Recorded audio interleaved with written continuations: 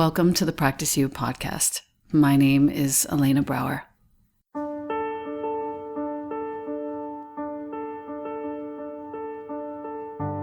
Together, we'll explore and enjoy content and conversations around mastering transitions in our relations, our wellness, our careers, our families, and especially in our missions and visions. You are invited to learn and love and listen with me. Welcome to Practice You.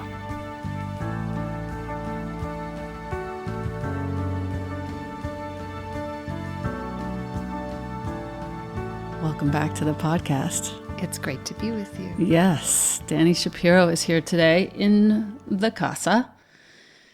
Dani, I first read Devotion. What year was that it came out? 2010. Cried the whole way through it because now we have the full circle and we'll get to Inheritance, of course. But reading how you were raised as a Jew in a fairly religious home and all of the words that you used to describe the sort of subterranean conflict that resided in your heart, which we now know obviously the full circle of that, which we'll talk about, always resonated with me, like deeply, deeply. I had it all dog-eared. I finally gave it away in my last move, but I was doing so reluctantly. It meant a lot to me to have someone show me what it felt like eloquently to not resist the religion, but to question things and to question my identity and to question what was true for everyone else around me. It gave me a new belief in Judaism. That's wonderful and amazing to hear. It is. It is. And then moving on to, I think I skipped a couple of titles. I moved on to Hourglass was the next title that I read. I skipped things, didn't I? You would have then skipped Still Writing. Right. Yeah. Which I need to read, I have a feeling. My little memoir of the creative life. Yes. Yeah. That's coming next for me. Hourglass, I actually pulled a bunch of quotes from here because I love it so much. You sent me the uncorrected proof. I think I found a couple of typos, which was very satisfying, which I told you about. You're good at that. I'm weirdly good like that. Send me your books and I'll find the typos before they go to print. Hourglass is about your marriage. And I think the most important part about this for me was that it reminded me that nothing is ever perfect. And in every imperfection of a relationship, backwards and forwards, is the total perfection. And it gave me a lot of hope for my future in a relationship. And I wasn't, I think I was with James at the time, early days. So thank you for that. Also meaningful. Yeah. Yeah. I mean, that was a book. I always start a book with questions. Yeah. And the question for me, sort of the central question with Hourglass was, what is it to walk alongside another human being over time? Mm. You know, because my husband and I at that point had been together 18 years. Now we've been together 22 years. Wow. I remember sitting on an airplane reading this galley uncorrected proof and just weeping, thinking, oh my God, there's hope. There's hope for us all. And it was, it took a lot of twists and turns, this book. And the notable pages, I'm just flipping through it right now here. You quoted Virginia Woolf, the way she was thinking about time. The past only comes back when the present runs so smoothly that it is like the sliding surface of a deep river. And then one sees through the surface to the depths. But to feel the present sliding over the depths of the past, peace is necessary. And I thought, this is when I kind of realized I better keep meditating, because if I don't, I'll never be able to see clearly the memories that seem to want to haunt me, but can't unless I say so. Exactly. It's so interesting to hear you quoting Virginia Woolf when I haven't thought of that passage in a few years. And we hear those things again when we need to, right? I mean, I just, because I've been on book tour for Inheritance, my life has been going a million miles a minute. And in the last couple of weeks, it's the first time in years that there's been a stretch of days where I have not meditated. And I've been fine because it's like I have money in the bank. Yes. But I definitely, like when I returned home and I returned to my routine, which I usually am able to take with me, but it was really hard, hotel after hotel, and my husband was with me for part of it, and I wasn't alone. You know, there were just lots of reasons why it just fell by the wayside.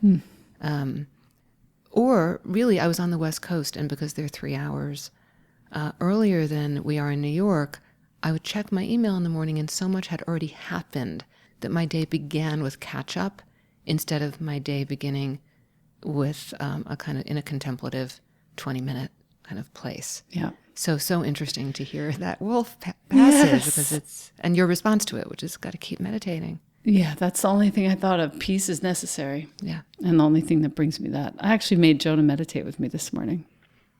How'd that go? It was fine. Yeah. I bribed him. I might have bribed Whatever him. it takes. Whatever it takes. So, Hourglass. I have a couple more readings that I just wanted to point out that really struck my heart. That I wrote them down. Oh, this. On page 21, you write, the inanity feels like a solid thing. It was the moment that Michael met your ex-husband. The inanity between you felt like a solid thing. And the former selves between the ages with the first one and Michael unfolding in front of you like a chain of paper dolls. Yeah. My gosh. Thank you. I did feel like that was a real thing, that feeling of our, I mean, that was another thing with Hourglass. I mean, there was the inquiry about marriage, but really the deeper inquiry was about time and who we are over time, and are all of ourselves still alive within us, and were we alive within them? And, you know, that girl that I often think of, you know, could she reach out to me? Could I reach back to her? And all of the me's in between. The quote, change even one moment and the whole thing unravels. The narrative thread doesn't stretch in a line from end to end, but rather spools and unspools, loops around and returns again and again to the same spot. Gosh. And when you think about who you are now and who you were then and where you were, you know, I made a note at the very beginning where you wrote, it was something about where you saw yourself early on. Hold on. Oh, yeah. The 19-year-old girl pirouettes over to the 52-year-old woman, her cheeks flushed, arms chubby from the 10 pounds she gained freshman year. She has all the self-knowledge of a Labrador retriever. She just wants to grow up, that's all. And she figures marriage will make that happen, as if adulthood is an AP course, an item on a to-do list. The 52-year-old has put in her time, but she doesn't have much patience for the girl. She wishes she'd get on with it. Yeah. Wow. I mean, that, I think that the work, both creatively and, you know, personally, if they can even be separated, which probably they can't for me, of the last 10 years or so of my life, has been about developing or finding a sense of compassion for that girl. Yes. Because I didn't have it early. When I was closer in age to her, I mean, you know, there's a little bit of an edge in what you just read. And the 52-year-old does want her to get on with it. Yeah. But the 52-year-old also has compassion for her and sees her in all of her sort of young, you know, fallibility and you know, just her ideas, her ideas. I think also, I mean, I have a son who's 19, and I think that it's probably no accident that I went back to, very specifically when I was writing Hourglass, I reread and even incorporated into the book some of my journals from when I was that age. And those were journals that I was never going to ever have anyone ever read. Sometimes I'd be on a flight during turbulence, and I honestly, the journals roaring into my mind, like, I meant to burn them. I don't want anyone to read them. And then suddenly there I was actually publishing little snippets from them. Yeah. Like owning that girl and that time, because I can now. Yeah. If you're listening to this, I always love to give assignments. So if you're listening to this and you did keep journals, your assignment for this episode is to go back to one of the journals, read, and locate within your heart a great deal of compassion and write a poem detailing the compassion that you feel for that person who wrote in that journal those years ago. That's a sweet, sweet assignment. To that point, though, oh, child, this is page 68. Somewhere inside you, your future has already unfurled like one of those coiled up party streamers. Once shiny, shaken loose, floating gracefully for a brief moment, now trampled underfoot after the party is over. The future you're capable of imagining is already a thing of the past. Who do you think you would grow up to become? You could never have dreamt yourself up. Sit down. Let me tell you everything that's happening. You can stop running now. You are alive in the woman who watches as you vanish. I think that if I'm allowed to have a favorite passage from a book, that is my favorite passage from Hourglass. It's just everything. It perfectly encapsulates the beautiful act and the desire to have compassion for that person that you once were. So Inheritance. I got this galley proof, and I was traveling at the time, and I read it in like a day in a bathtub that got very cold. I'll never forget it. And you'll forgive that we are very close to a construction site today that sometimes will be making noise for you. My apologies. Inheritance, the subtitle, a memoir of genealogy, paternity, and love. So why don't you tell us a little bit of the beginning, because I was enthralled, enraptured in the process of you figuring all of this out. And I would love to hear it from your perspective so the listener can learn from you what happened. Well, I think I would set it up first by just saying that all of my life as a writer, I've been writing about family secrets in my fiction, never knowing why. All of my novels center around the corrosive power of family secrets and why families keep secrets. And then my memoirs, I mean, I never thought I was going to write any memoirs. And I turned to memoir, and then each time that I was waiting for the next novel to appear, a memoir appeared instead. And no one was more surprised than me. It wasn't an intellectual decision. It wasn't a decision at all. It wasn't, oh, memoirs sell well. It was nothing like that. It was, oh, apparently this is what I'm meant to do next. And so, and in all of my memoirs, and even in some of my fiction, the feeling that I always had was I was writing for my dad. I was writing in some way or another in an attempt to understand him. He died when I was young. He died when I was 23. And I was always kind of trying to piece him together and understand him better, make sense of the mystery of him. And so 2.5, 3 years ago, actually June 30th of 2016, results were returned from a DNA test that my husband and I both took entirely as a lark. In fact, my husband was the one who wanted to do it, and he asked me if I wanted to do it too. I so easily could have said no. So easily. I don't know why I didn't. Had no curiosity. I knew everything that there was to know about my family tree, my ancestry.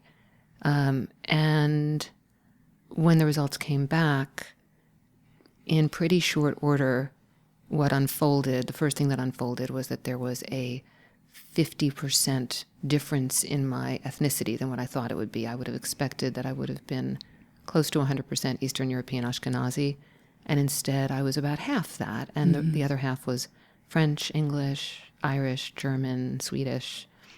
And I just thought, well, they've made a mistake. There was no other explanation than they made a mistake. And I didn't really, I was puzzled, but that was kind of the extent of it. And then maybe a week or two later, my husband was tracking all this because he was more than puzzled. He had he's a former journalist, so he was already kind of like, his nose was to the ground. And he saw that a first cousin had appeared on my ancestry page who was a total stranger to me. I knew all my first cousins, and here was this male first cousin, identified only by initials, who I had never heard of. And that got my attention, even though I still thought it was a mistake. And I reached out to my much older half-sister, daughter of my father's from an early marriage. And I recalled that she had told me that she had done DNA testing years before for health reasons, just wanting to know if she had any hereditary conditions. Right. And she indeed had, and she sent me her results. And there's a way, very simple way, to compare two results side by side. And I compared the results, or rather my husband did.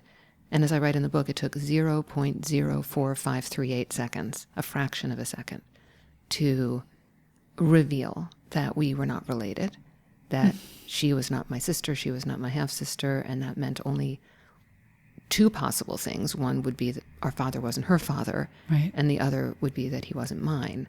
And I knew that it didn't mean he wasn't hers. She looked like him, sounded like him, was much older. He had been a young man. I knew it meant that he wasn't my father and my biological father. And from there unspooled very quickly a memory of a conversation I had had with my mother 30 years before, where she had let slip that I had been conceived in an institute in Philadelphia. And she made it very clear that she and my dad had trouble conceiving me and had undergone artificial insemination as a couple together with my father's sperm. And it was something that I sort of tucked away the conversation. I never really thought about it again. It was an odd thing to find out that I'd been conceived that way, but I didn't question in any way that my dad... In fact, I, at the time, discovered that they sometimes, in the history of reproductive medicine in this country, they would mix donor sperm with the actual father. And I had been told that, and I went back to my mother and I said, I heard that sometimes this happened, and she absolutely... categorically denied it. She denied it. She shut me down. What she said exactly was, you knew your father. My father was an Orthodox Jew. You knew your father. Can you imagine such a thing? It would have meant he wouldn't have known that his child was Jewish. Which, by the way, for your listeners, is in fact not true, because in Judaism it comes through the matriarchal line, and I knew that. Right. Also, as my husband later pointed out to me, all these years later when we're looking at these results, she answered my question with a question. She didn't answer my question. And lastly, she said, wouldn't know his child was Jewish, not wouldn't know his child was his, which is such an odd thing to say, but it was actually the perfect thing to say. Right. It worked. I thought, well, absolutely, I knew my father. He never would have done such a thing, and it wouldn't have been okay with him to not know. I just, I think one of the things we do, and I've learned a lot about human nature in the last few years, and one of the things we do when we so desperately want to believe something is, our psyche will work overtime to allow ourselves to hold on to what it is that we need to believe. And I think deep down somewhere in the recesses of my psyche, I knew. It's all over my work in a way, thematically and even more than thematically. But there's a phrase that I write about in Inheritance, psychoanalytic phrase, and it is the unthought known. Right. And I love it so much. Like what we know, absolutely know, but cannot allow ourselves to think because it's just too dangerous. And I think my whole life was formed around that. The soul knowing. The soul knowing. Yeah. And the soul knowing means that there's a kind of, as a child, I always felt other. Yep. I always felt different. I always felt that I didn't belong. And many kids feel that, but I felt a kind of longing that I did not understand. I didn't understand why I felt it. Yep. I didn't understand why I didn't feel like I belonged, because I, by all accounts, I should have absolutely felt that I did, and I didn't. Yeah. So that not knowing the truth actually had a lot to do with what formed me. And also had a lot to do with your need to express this not known thought. Not thought known. Yeah. Pardon, not thought known. Tell us what happened after that. Yeah. I mean, I think it turned me into a writer ultimately. I really do. For sure. The unthought known. So what happened after that was that it took 36 hours. And, you know, there are no, for anyone who wants to read the book, there are no spoilers. The book is so not about what happens. No. You know? No. I have people who know me intimately and have known the story beat by beat who, when they read the book, say, I was up till 2:00 in the morning. I couldn't go to sleep till I knew everything was okay. Could not stop reading this thing. People have been telling me that. It's the most wonderful compliment, It is. especially in our world today. I'm studying it so much because the way that you led us through everything backwards and forwards, past to future to present, it was so deft. Thank you, because it was the story had to be told in all those layers because Yes. it's such a layered story. Yes. But so what happened was, you know, like a rocket ship, was that from the moment that I realized that my father hadn't been my biological father, it took 36 hours until I was looking at a YouTube video of the man who was my biological father. Wow. 36 hours. And I mean, I understood very quickly that I had been donor conceived, that there had to have been sperm that had been mixed with my dad's or just used outright. My mother had used the word institute and she had said Philadelphia. So that took about a nanosecond on Google Of course. to find the defunct institute on the campus of Penn. Right. And then my husband and I were actually flying across the country. We had a trip planned and we were on planes and in airports. And I was walking through the world feeling very much like, who's my father? You know, where do I come from? It was a profound rootlessness. I was dizzy. I was really, I mean, I now recognize those symptoms as being traumatized Yep. and, you know, shock. Yep. But I really felt like I was sort of disintegrating. But we were on a plane, and we had a conversation in which we were trying to think, well, what would the profile of a sperm donor have been in the early 1960s on the campus of Penn? And we both had the thought, probably a medical student and probably at Penn. And I don't know how we weren't educated in that world Right. or anything like that, but we both had the thought.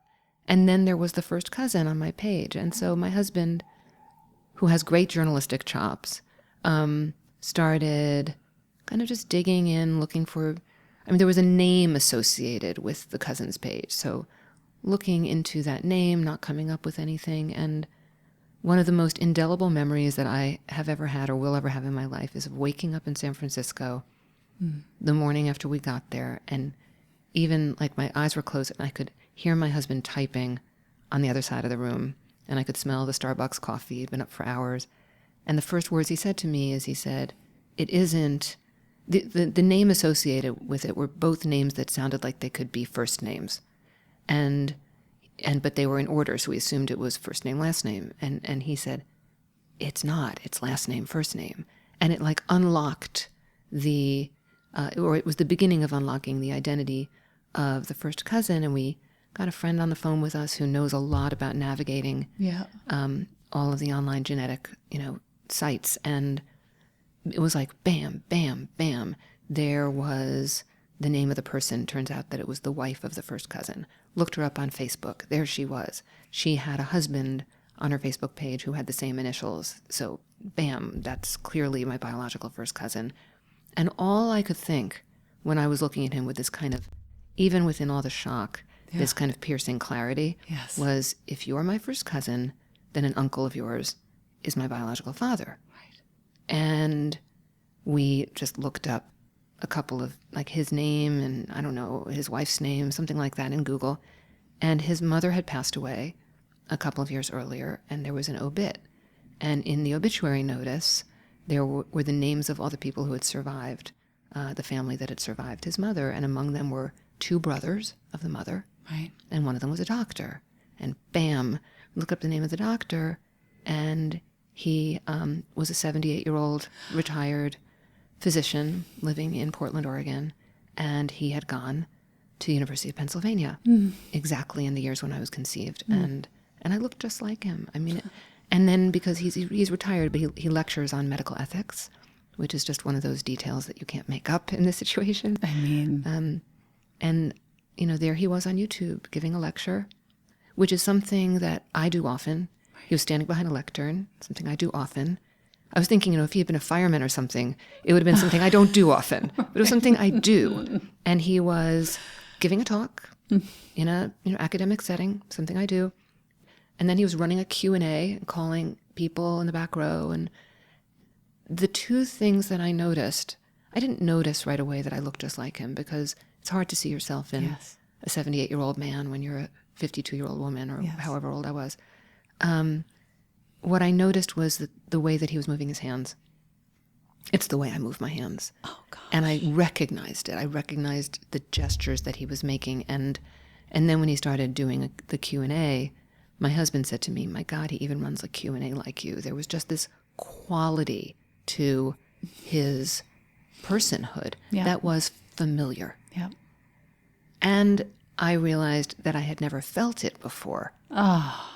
Because I didn't know I had never felt it before. I wasn't walking around thinking, wow, I've never felt this particular feeling, but I had never felt that. I was very, very close with my dad, adored my dad, still adore my dad. I have a soul connection to my dad. Yeah. But I did not have that familiar connection with him. I get that. Everyone was calling your dad your adoptive dad, let's say, or how did we talk about him? I can't use that term. Adoptive dad. It's sort of like that. That would be an appropriate term. Social dad is another term. But he's just my dad. He's my dad. And I actually have found myself shying away from a lot of the terminology around this stuff. I mean, in the donor-conceived world, my biological father would be my bio dad. It sounds like he should have a cape or something, and a big symbol on his. You can't say that. I don't, and I actually call him by his name, or I call him my biological father, which is a lot of syllables, but that is the truth. I don't call him my sperm donor. I don't call him bio dad. There's another term in that world. People are discovering, they discover that they're donor conceived, and then they discover like scores of half siblings, and those half siblings in the terminology of this world are called dibblings. Oh dear. Donor siblings. Oh, dear. And I just recoil against that because it's an attempt to put cute language on something profound. No. And as someone who's like, I truck in language. Language is what I do. And it's too profound, too huge, too human, too potentially beautiful, or potentially painful, or whatever the story is going to be for each individual person, to make it all like a cute name. A cute name. One of the most profound moments in Inheritance, just to sort of wrap this up, was when you found your half-sister, I guess, his daughter, on Twitter. She found me first. Right. And the moment, it was so eloquently described, the moment that you clicked follow back, you called it a modern smoke signal to let her know that you were here. It made me cry so long. For so many minutes, I cried and cried and cried. And I was just like, Jesus, I'm crying about a Twitter follow right now. I wonder if that's a first. But it's like the most, I really felt it. And ever since then, I've looked at, I don't know why, but I've looked at social media and following and unfollowing and following back as this, it's a smoke signal. It's the way that we reach each other. It's the way that we let each other know that we're paying attention. It's so beautiful. It's true. It's just so beautiful. So you ended up getting in contact with your biological father. You ended up finding him after some resistance on his part and his second wife's part. First wife. He's only had one wife. He's been married for 50 plus years. Okay, got it. A little bit of resistance there, but I think ultimately he came around to the fact that here you are, a stunning mind and a full heart, let's say, for lack of anything better. And he finally got interested in knowing you.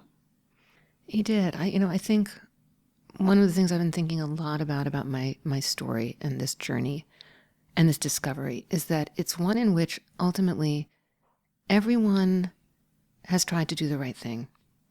Everyone's tried to do the kind thing, the thoughtful thing, all the way through. I mean, even the fact that he responded at all in the very beginning to my email entreaty saying, and my email, which was very careful and very respectful, and really letting him know that I wasn't asking him for anything. I was just in a state of shock and trying to understand what had happened. Yes. But I hear stories now from time to time that are so painful, where somebody just gets ghosted or gets 2 words back, not interested, all sorts of really painful stories. And so I'm aware that kindness, I've thought a lot about what do we owe each other in this new world, where there are no more secrets, where people who made choices to do things in anonymity and were promised anonymity are no longer anonymous, where children who grew up being a secret are discovering what that secret is and want to know the truth of their identity. And I really think that it all has to be rewritten, and we're rewriting it right now. Just for ourselves. There's no playbook for it. So it's just this brand new territory. So, are we family? Is it, we sign our letters to each other, love, but we're not having Thanksgiving together. My family are the people that I grew up. My dad, who raised me, is who formed, my psyche and so much of who I am. But there also is undeniably this biological piece that's very, very real, and that I'm incredibly lucky is, that he is as wonderful as he is. Yeah. It's such a beautiful, heartwarming story by the end. Inheritance. How's the book tour been? Really intense. Yeah. I've never published a book in 9 books prior to this one that sort of published right into just a whirlwind of interest and feeling. And my events have been, the book's doing really well, and it hit the New York Times bestseller list. Oh, congrats. Congratulations. And, wow. And stayed on for 4 weeks. Wow. Yeah, which is astounding. It's not astounding. You know what? We are in such a time where anyone would be so happy to just look at someone else's story for 5 minutes and get lost. Well, that's the thing. It was like basically all political books and me. Yeah. Right. Yeah, no, that's true. Yeah. But even more than that, the crowds, just all around the country. I've done 29 events as of today. Wow. All over the country in 20 different cities. And what I'm experiencing is people's vulnerability and people's courage. And many people are showing up because they're readers of mine, but many people are showing up too because they are keepers of secrets who are suddenly realizing that they need to share the truth with their children, or they are adoptive mothers who've just found their birth children who are in their 50s and 60s and older, and donor-conceived people who've just discovered the truth of their identity and who are searching, and people discovering different kinds. They're discovering half-siblings they didn't know they had. Their fathers discovering children that they never knew they had. This combination of DNA testing and the internet is doing something so powerful that, and is so resonant in our culture. If you think about the Me Too movement and the way that one woman spoke her truth, and then another one did, and then another one did, and then bam, you have a movement and you have real shifts in society and culture and humanity. And this feels like another one because there can't be those kinds of, we're at the end of secrecy of this kind. And that's a good thing. I think it is a good thing. I think ultimately all of the work that's being done in this sort of wellness healing space towards valuing vulnerability and heightening awareness of people who are willing to be more honest than they've ever been, and transparency of all kinds, I think, is now much more valuable than it ever was. It's nice to see the, as you said, movement, but also it's almost like a revolution, sort of like a resistance against all of the hiding and the lying and the what's happening in the political arena.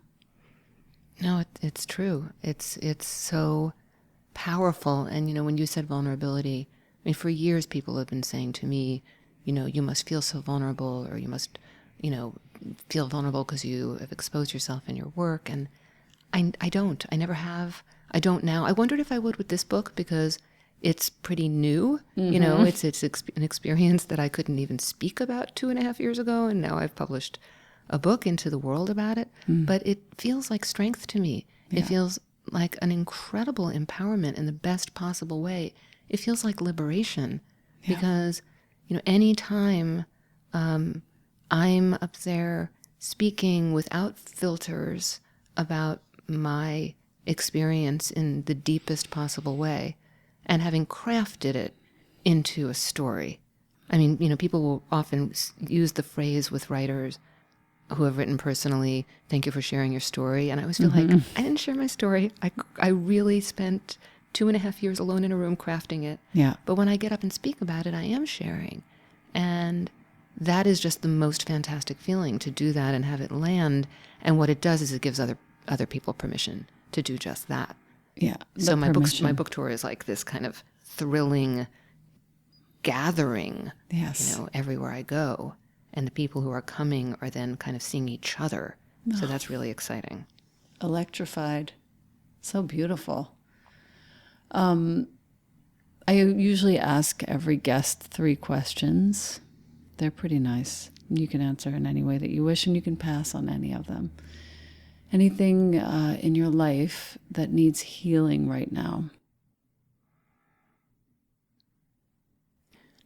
I still have not been able to fully get back to my yoga practice, because even though the one place that I do is Yoga Glow with you, Yes. I even put a flat screen TV up on the wall in my meditation room. No. Only for that purpose. No way. Only Wow. for Yoga Glow. And Do you cover it with a sheet when you're not using it? No, it just sits there. Okay. There's other black and white photographs in the room, and so it sort of just blends in. Like it doesn't bother me. I wondered if it would, but I think it's because the body that has practiced yoga since 1990 was a body that I was kind of like fundamentally not like mistaken about in some way, or not supportive of. Yeah, like I didn't understand it. And it was true for the first year or so with my meditation practice that I also couldn't meditate, and that came back completely. Except for the last few weeks. But yoga, it's almost felt like, it's been such a huge part of my life for so long. Yeah, so that would be my answer. Okay, I'm glad to hear that. That's a good answer. We can fix that. I have to go on retreat with you or something. That is never a bad idea. Yeah. Never. Italy, end of August. Ooh. Yes. Ooh. Most beautiful place. It's perfect. Just outside of Milan, Malpensa. What's your favorite view? Funny that you should say Italy. So my favorite view, my husband and my writer friend Hannah Tinti and I started a writers' conference.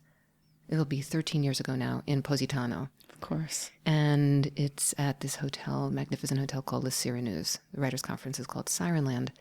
And every year we return and we have the same suite with the same balcony every year. My son was 6 when we started going. It's been a huge part of our family's life. And the view is in part of the sea, but there's also these small islands in the distance that are called the Lagali Islands. There's all sorts of stories about them. Diaghilev lived there, a lot of dancers.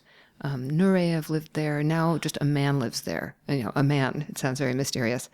But they're these very beautifully shaped islands that almost look like a body that's like floating in the sea. And opening those curtains every morning to that view, it's just always heart-lifting, and the weather is always different, and the sky is always different, and it's always in every single iteration magnificent. Dude, that's a good answer. I get all kinds of answers. Third question, what does prayer mean to you? I have 2 responses. One is something that Sylvia Boorstein said to me a long time ago that was a game changer for me, which was she was teaching metta, meditation, and I was new to metta, and I wasn't yet friends with Sylvia. She's now one of my dearest friends.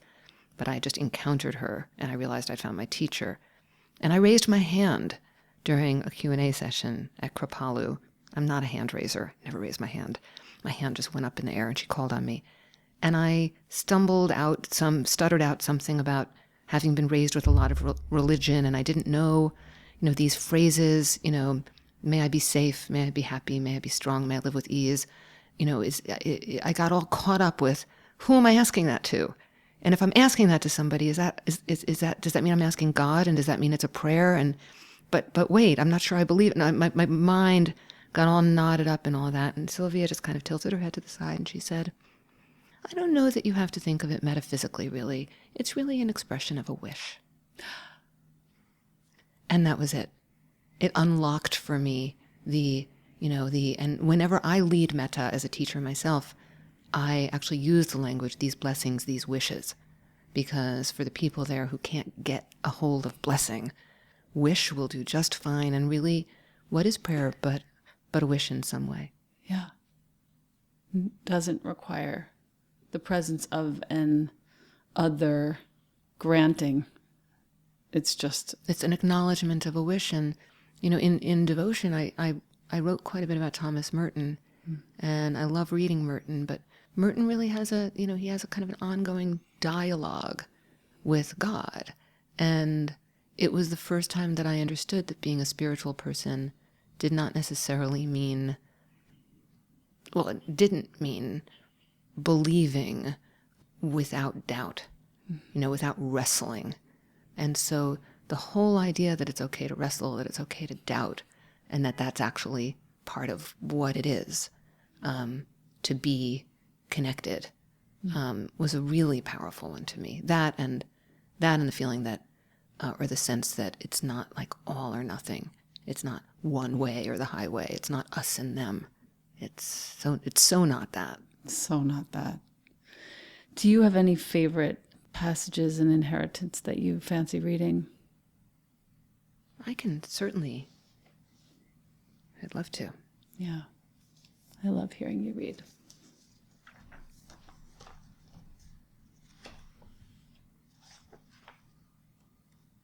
And also, I just wanted to acknowledge that your dad, your lifetime dad, everybody thought of him as a hero, which I think is important just to point out. Yeah, and I came to think of him as a hero myself over the course. I think he did something that wasn't easy for him in order to be able to allow me to exist. And talk about the unthought known. You can be sure that he was hosting the unthought known regarding you, just looking at you. Oh, I think he actually veered closer to knowing. Right. And, couldn't have loved me more, but I think he knew that I wasn't his biological daughter. Yeah. So I'm going to read a little bit from a favorite scene with my aunt. Oh, yes. I wept through that too. This is my Aunt Shirley, who is now 95. At the time, she was 93. And I had flown to Chicago to tell her, mostly because I wondered whether she might have known something, and I was so urgently intent on unraveling whatever I could. And when I did tell her, she hadn't had any idea. But she spent the rest of the afternoon trying very hard to make me feel better. And she's just about the most poetic person I know. So this is after she understands all this. You're not an accident of history, Dani, Shirley said. Her eyes were brimming. Not as far as I'm concerned, and not as far as the world is concerned. This isn't about the cold scientific facts. I have to tell you, in every way, and I'm not saying it to make you feel good, and I'm taking a chance saying it because you'll think I'm making it up. But between you and Paul, there was paternity, ownership, kinship. She trained her whole 93-year-old self, every cell in her being, in the direction of consoling me. Every bit of energy. It was the purest manifestation of love I had ever experienced. Knowing what you know, you're more of a daughter to Paul than you can possibly imagine. You take something that isn't your own and you breathe life into it. You create it, and it becomes your creation. You are an agent to help my brother express the finest kind of love. Yeah. She knew. She drilled right down into my biggest fear, and it was so extraordinarily perceptive of her. She understood that at that time I felt like an accident of history. Making a discovery like that about yourself, having had a very different narrative in place, causes a feeling of like alienation or, just profound disconnect. And she went straight to that. And those words rang in my ears for years afterwards. You're not an accident of history. And later, as I was writing the book, I had a couple of really, really crystal clear thoughts while I was writing the book. And one of them was, either we're all accidents of history or none of us are accidents of history. But it's not like because I was conceived in this wackadoodle way, that doesn't make me more of an accident of history than someone born to two parents who have been together and are having a romantic rendezvous in Paris on their honeymoon or whatever. Right. Because every single time a human being is created, it is this brand new, completely miraculous, totally accidental thing. I mean, what did the Buddhists say about, to be born into a human body, is like the rarest of rarest, rarest things. And so that helped me a lot. It was one of those sort of irrefutable thoughts that I had where I thought, okay, I can really get behind this and feel it. But she was the one who put it in my mind and in my heart. I wonder too, considering the fact that she had just learned of this, if she herself in some way felt like an accident of history, because there were the words right in front of her. They came out of her mouth so quickly. It wasn't like she had time to digest and assimilate the information. No, I think it was this profound act of generosity. I think she put whatever she was feeling, probably a certain amount of heartbrokenness for her brother. Got it. And I think she is so extraordinary. Got it. And so able to, I don't think she was thinking for a single solitary second about herself. Got it. So it was her bridging a world to her brother. Yes, exactly. That's exactly what it was. She's told me many times that when he was dying, he had been in a car accident, and when he was dying, she said to him, "I will always watch out for Dani." Wow. And she was watching out for Dani. Yep. She's still alive. She is. Shirley. Yeah. In freezing cold Chicago. Why don't we bring her here? I know. Let's get her over here. We could go visit her every day. They just added Chicago, I think, to my book tour, and I was like, yes. Perfect. Yeah. I can't thank you enough. I always love talking to you. I love this conversation. Yeah. I'm really grateful to have you in my life, and as a friend and also as this source for my writing. Thank you. Right back at you.